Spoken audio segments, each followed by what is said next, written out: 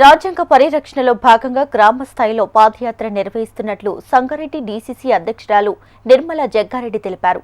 సంగారెడ్డి జిల్లాలోని 5 నియోజకవర్గాల ఇన్ఛార్జీలతో ముఖ్య నేతలతో ఆమె సమావేశాన్ని నిర్వహించారు.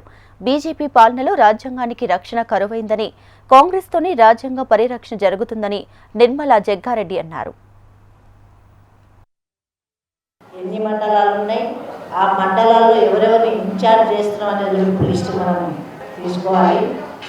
ఒక కాన్స్టిట్యున్సీ మండల్ ప్రెసిడెంట్ ఇంకో కాన్స్టిట్యున్సీలో వేస్తే మరి కొంచెం వర్కౌట్ అవుతుంది. పాదయాత్ర అనేది మరి ఆశామాషి కాదు.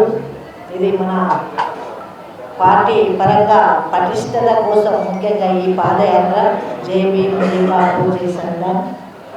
ఆ కార్యక్రమం ఇంకా కూడా ముందు వచ్చే స్థానిక ఎలక్షన్ మనం బలోపేతం కావాలి. మన కార్యకర్తలు కూడా అందరినీ కలుపుకొని మరి రాష్ట్రమంతా కూడా ఈ కార్యక్రమాన్ని ముందుకు తీసుకెళ్లాల్సిన ఉద్దేశంతో మరి ఈ కార్యక్రమంలో ప్రతి గ్రామంలో ఈ సందేశం తీసుకెళ్ళాలి.